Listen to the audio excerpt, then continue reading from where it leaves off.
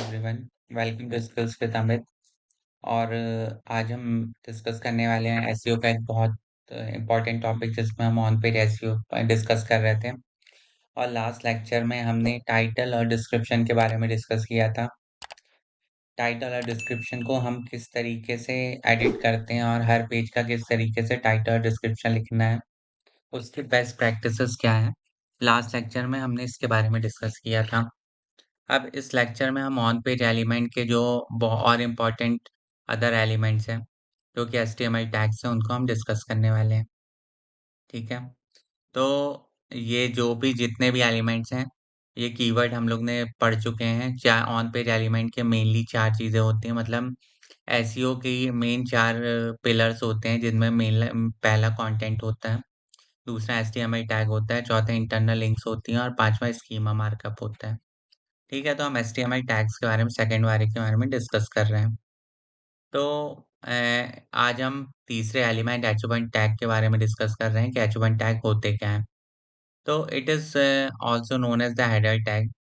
को मैंने आपको बताया था ब्लॉग्स के बारे में कि हम लोग ब्लॉग लिखते हैं। तो जो हम ब्लॉग लिखते हैं तो जो उसकी पहली हेडिंग होती है, मैं आपको दिखाता हूँ कि ये जो हमारी पहली हेडिंग है, ये जैसे मेरा ब्लॉग लिखा हुआ है और ये जो हमारी पहली हेडिंग है, ये हमारी एच1 में होनी चाहिए। यदि आप इसको एडिट करना चाहें और इसको मान लीजिए कि इसको मैं एडिट करना चाहूँ और मैं इसको इस पे हेडिंग देना चाहूँ, तो ये जो हेडिंग है ना, ये पहली फर्स्ट H1 होनी चाहिए। टोटल 6 टाइप की हेडिंग होती हैं, तो ये वाली हेडिंग जो है वो हमेशा H1 होनी चाहिए। ठीक है? इसमें जो H1 tag it is one of the HTML tag लिखा हुआ है। H1 टैग जो है रैंकिंग फैक्टर है। जो मैंने अभी दिखाया था, ये जो पहली हेडिंग है, ये हमेशा H1 में होनी चाहिए। टोटल 6 टाइप की हेडिंग होती हैं H1 से H6, जिसमें जो H1 है वो सबसे बड़ी हेडिंग होती है। तो किसी भी ब्लॉग का टाइटल जो है वो सबसे बड़ा होना चाहिए। आपने इससे पहले भी देखा हुआ है कि कभी भी कोई भी टाइटल लिखते हैं, तो किसी भी पेज का टाइटल लिखा जाता है तो वो सबसे पहले H1 में होता है, बाकी सारी चीज़ें उससे छोटी हेडिंग्स में होती हैं। ठीक है? तो H1 टैग जो है वो one of the ranking factor होता है। अब ये क्यों रैंकिंग फैक्टर होता है? इसलिए क्योंकि ये जो है 2021 में एक गूगल का अपडेट आया था कि पहले तो केवल टाइटल ही आपने वो होता था, रैंक होता था, लेकिन 2021 के बाद ऐसा हो गया था कि मान लीजिए कि आपका जो हेडिंग है, उसमें भी कोई कुछ कीवर्ड है तो वो भी रैंक होने लगी थी। ठीक है? तो यही लिखा है कि title of the first paragraph होता है। H1 टैग कहाँ पे दिखता है हमको? यहाँ पे दिखता है और अब ये भी रैंक होने लगा है। तो ये 2 जगह पे होता है, वैसे आपको ये हेडिंग और यहाँ पर दिखेगा। अब इसकी बेस्ट प्रैक्टिसेस की बात करें कि H1 टैग लिखते टाइम, जब H1 हेडिंग जो पहली हेडिंग है तो उसको लिखते टाइम हमको क्या याद रखना है, कैसे हमको उसको एसईओ फ्रेंडली बनाना है। तो हमेशा हमको ट्राई करना चाहिए कि H1 टैग में हम कीवर्ड्स का यूज़ करें, पर कीवर्ड स्टफिंग ना करें। कीवर्ड स्टफिंग का मतलब वो ये होता है कि एक एक ही कीवर्ड को आप बार-बार यूज़ करें। जैसे buy jewellery, cheap jewellery, jewellery for sale, इसका कुछ सेंस ना निकले। तो जब कुछ सेंस नहीं निकलता उसको क्या कहा जाता है? कीवर्ड स्टफिंग कहा जाता है। ठीक है? तो इसको आपको अवॉइड करना है हमेशा कि कीवर्ड स्टफिंग ना हो और हमेशा आप कीवर्ड का यूज़ करें। इसके अलावा कैरेक्टर लिमिट क्या होना चाहिए? मैंने आपको बताया था कि एसईआरपी में जब भी चीज़ें रैंक करती हैं, मान लीजिए कि मैं गूगल में कुछ भी सर्च कर रहा हूँ। मान लीजिए जैसे मैंने यहाँ डिजिटल मार्केटिंग कोर्स सर्च किया, तो मैंने आपको टाइटल की बेस्ट प्रैक्टिस बताई थी, तो सेम टाइटल की बेस्ट प्रैक्टिस हमको फ़ॉलो करना है कि 60 टू 70 कैरेक्टर्स में ही हमको लिखना है। मान लीजिए कि हमने उससे ज़्यादा कैरेक्टर में लिख दिया, तो हमारे साथ कुछ इस तरीके से डॉट डॉट आएगा, जो कि बेस्ट प्रैक्टिस नहीं मानी जाती है और वो ये गूगल की गाइडलाइन के अकॉर्डिंगली वो खुद ही रैंकिंग गिरा देता है। आपका जो टाइटल है वो क्लियरली विज़िबल होना चाहिए। ऐसा नहीं होना चाहिए कि वो कट जाए, जैसे है कि आप नीचे मैं आपको दिखाता हूँ, मैंने ऊपर दिखाया है, अभी तक तो कोई टाइटल ऐसा नहीं आया है। लेकिन ये जैसे ये डॉट, डॉट, डॉट, ये डॉट, डॉट, डॉट है, ये इस तरीके का नहीं आना चाहिए, ठीक है? तो इस प्रैक्टिस को फ़ॉलो करिए और हमारा टाइटल जो टैग जो है वो 60 टू 70 कैरेक्टर का होना चाहिए और ये कभी-कभी एसईआरपी में दिख जाता है instead of SEO title and page description, ठीक है? तो इस चीज़ को याद रखिएगा।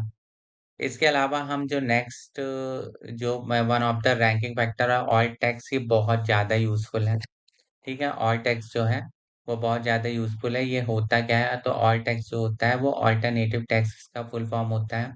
और आप देखते हैं कि जब भी कोई इमेज जो है वो डाउनलोड नहीं होती, मान लीजिए नेट स्लो है या किसी वजह से भी जब भी कोई इमेज डाउनलोड नहीं होती है, तो वहाँ पे आपको कुछ इस तरीके से लिख के आ जाता है कि ये इमेज आपको क्या शो कर रही है, ठीक है? और ऑल टैग की इम्पोर्टेंस इसलिए बढ़ जाती है क्योंकि आपको पता है कि जो गूगल के बॉट्स होते हैं, जो गूगल के क्रॉलर्स होते हैं, वो हमारी इमेजेस को और वीडियोज़ जो होते हैं उनको नहीं पढ़ पाते हैं।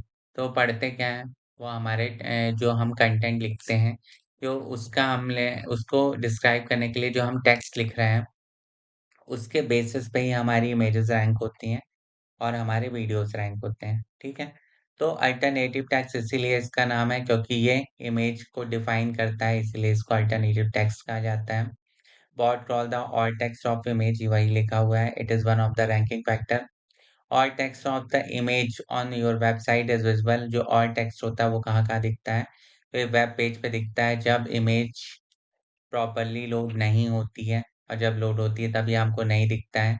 और ये मेनली किसके लिए होता है? क्रॉलर्स के लिए होता है, ठीक है? क्रॉलर इसी के बेस पे हमारी एसईओ रैंकिंग करते हैं। और टेक्स्ट मेनली यूज़फुल होता है for the website visitor who have the special visual needs. Mainly ये बनाया इन्हीं लोगों के लिए गया था, इनको स्पेशली जो विजुअल नीड्स होती हैं, उन्हीं के लिए ऑल टेक्स्ट बनाया गया था, लेकिन ये बाद में क्रॉलर्स के लिए भी यूज़ होने लगा, क्योंकि इमेजेस और वीडियोज़ को क्रॉलर नहीं पढ़ पाते हैं, ठीक है? तो इसको ये बहुत ज़्यादा इम्पोर्टेंट है, और ये on one of the on page SEO factor है। ये हमारी एसईओ हर इमेज पे ऑल टेक्स्ट लगा ही होना चाहिए। ये ऑल टेक्स्ट हम लगाते कैसे हैं, तो वो हम देख लेते हैं। जैसे मान लीजिए कि ये मेरी वेबसाइट है, ये मेरी वेबसाइट ओपन है। ये मैं अपने जो भी आपने अपलोड करी हुई हैं, ये आपकी लाइब्रेरी है। तो जितनी भी इमेजेस हैं, तो ये इमेज आपको क्या शो कर रही हैं। तो आप जैसे ही उस इमेज के ऊपर क्लिक करेंगे, तो जैसे आप इमेज के ऊपर क्लिक करते हैं, तो यहाँ पे ऑप्शन आता है कि ये इमेज क्या दिखा रही है। तो यहाँ पे आपको अल्टरनेटिव टेक्स्ट का ऑप्शन आता है, यही ऑल टेक्स्ट होता है। जैसे ये इमेज जो है वो क्लियरली क्या डिफाइन कर रही है, जैसे ये इमेज जो है वो सिंपली एक हैंगर में लटकी हुई है, और हैंगर में लटकी हुई है, वाइट कलर की है, ठीक है? और इसका बैकग्राउंड जो है वो सिल्वर के टाइप का है।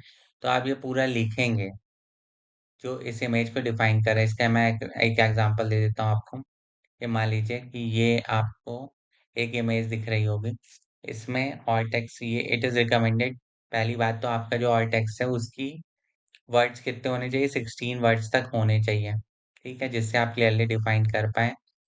All text clearly accurately describe करना चाहिए इमेज को, और पूरी कोशिश करिए कि मैक्सिमम टू मैक्सिमम कीवर्ड का यूज़ करिए, और कीवर्ड स्टफ़ नहीं करना। जैसे एक एग्ज़ाम्पल दिया हुआ है, ये एक इमेज है आपके सामने, और इसमें एक इंसान जो है वो सीढ़ियों से उतरता हुआ नज़र आ रहा है। तो आप जब इसका अल्टरनेटिव टेक्स्ट लिखेंगे, तो क्या लिखेंगे आप? यदि आप बिल्कुल ओके टाइप का लिख रहे हैं कि मान लीजिए बस बस समझाना ही है, तो आप सिंपली लिखेंगे मैन ऑन एस्केलेटर, ठीक है? मैन ऑन एस्केलेटर लिखेंगे आप। यदि इससे बेटर आपको डिफाइन करना है कि और बेटर इस तरीके से इस इमेज को हम डिफाइन करें, तो मैन वॉकिंग ऑन एस्केलेटर, क्योंकि इसका पैर जो है वो नीचे की तरफ जाता दिख रहा है। तो इसका मतलब क्या है कि मैन जो है वो वॉक कर रहा है नीचे एस्केलेटर की तरफ, ठीक है? तो ये ओके बेटर है उससे और टेक्स्ट। और यदि हम बिल्कुल बेस्ट जो बिल्कुल इस इमेज को डिस्क्राइब कर रहा है, तो वो हम लिख सकते हैं कि man wearing backpack walking on down escalator, मतलब कि जो बैग लिया हुआ है और नीचे उतर रहा है। या फिर मैं इसको और भी बेटर लिख सकता था कि मैन वियरिंग ब्लैक वे बैकपैक वॉकिंग डाउन एस्केलेटर। इसका मतलब ये है कि जो इस इमेज को क्लियरली डिफाइन करे। तो जैसा मैंने इसमें दिखाया था, आप कभी भी कुछ भी करेंगे, तो पूरा उसको डिफाइन करिए, क्योंकि हमारी इमेजेस भी रैंक होती हैं। जैसे मैंने आपको डिजिटल मार्केटिंग कोर्स यहाँ पे सर्च किया, तो ये आप यहाँ पे देखेंगे तो आपकी ऊपर आएँगे तो ये देखिए आपकी इमेजेस भी रैंक हो रही हैं, ठीक है? ये इमेजेस जो रैंक हो रही हैं, अब क्रॉलर तो इनको नहीं पढ़ पाते हैं। तो जब इनको क्रॉलर नहीं पढ़ पाते हैं, तो ये किस तरीके से रैंक हो रही हैं, जो आपको नीचे इसका अल्टरनेटिव टेक्स्ट दिख रहा है, digital marketing course, digital marketing. ये सब क्या है? ये इसका अल्टरनेटिव टेक्स्ट है जो इस इमेज को डिफाइन कर रहा है। ठीक है? तो इसी के बेसिस पे ये इमेजेस जो है वो रैंक हो रही हैं। और इमेजेस रैंक होने से क्या फ़ायदे होते हैं? जैसे मान लीजिए कि मैं किसी वेबसाइट के ऊपर मान लीजिए कि मैं इसके ऊपर जैसे ही मैं क्लिक करूँगा तो मैं कहाँ चला जाऊँगा? मैं चा आपकी वेबसाइट पे चला जाऊँगा। तो इससे क्या फ़ायदा होता है जब हमारी इमेजेस रैंक होती हैं, तो हमारी हम जो है वो वेबसाइट पे चले जाते हैं, जिससे कि वेबसाइट को क्या बढ़ता है? ट्रैफ़िक बढ़ता है। और अल्टीमेटली हम डिजिटल मार्केटिंग में इतनी मेहनत क्यों कर रहे हैं? हम इसीलिए कर रहे हैं कि हमें अपनी वेबसाइट पे ट्रैफ़िक को लेकर जाना है। ठीक है? तो अल्टरनेटिव टेक्स्ट इस तरीके से हमारी मदद करता है। तो इसमें कुछ और डाउट हो, तो आप कमेंट में पूछ सकते हैं मुझसे। और बाकी जो है नेक्स्ट लेक्चर में हम इसके और अदर ऑन पेज फैक्टर्स जो हैं उनके बारे में डिस्कस करेंगे। ठीक है?